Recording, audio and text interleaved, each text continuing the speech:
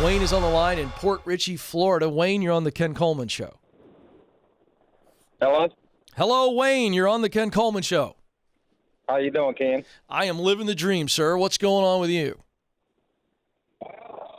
I actually have two questions. All right. Number one.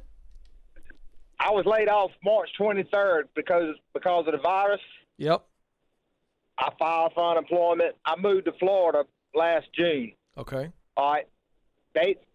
They said I was ineligible because they went back the first time I filed all the way back to like October of 2018. Yeah. All right. I had to file again. I hadn't received any money.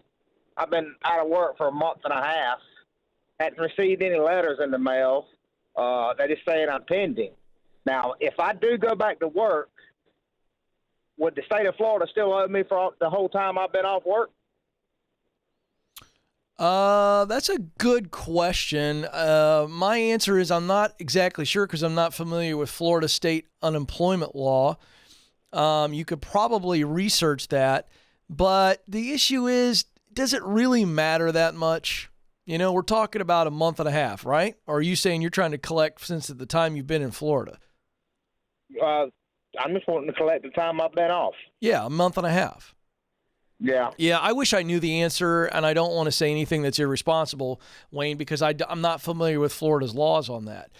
My guess is that if you go to work tomorrow and then they kind of send you your claim, I don't think they're going to pay you for that time because if they've not actually filed your unemployment case, and I know there's a big backlog. I've read this in the news, so assuming that media report is correct, my guess would be that you wouldn't get the money.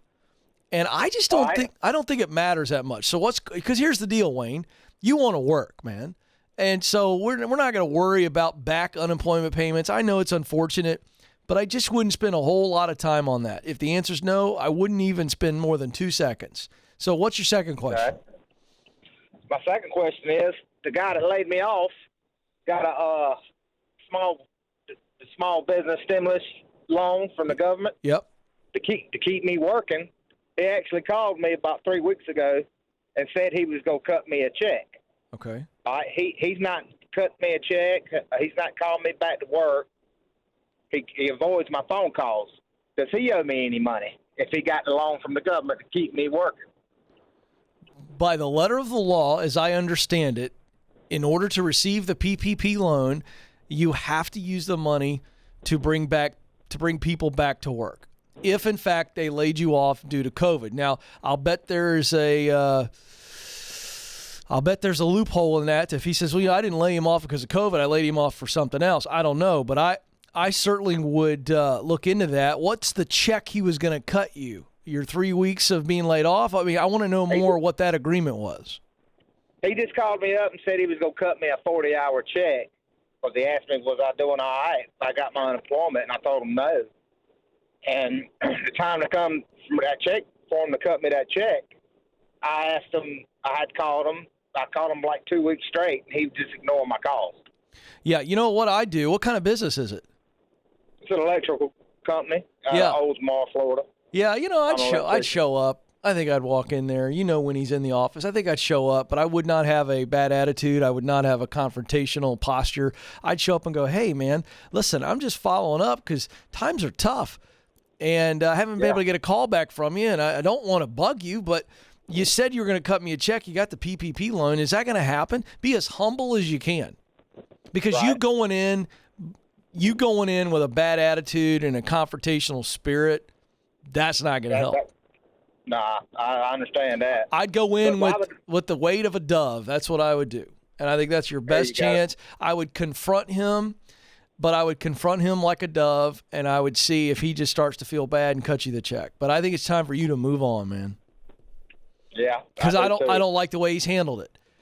And I don't either. I don't want to work for somebody like that. No way. Sir. No, sir.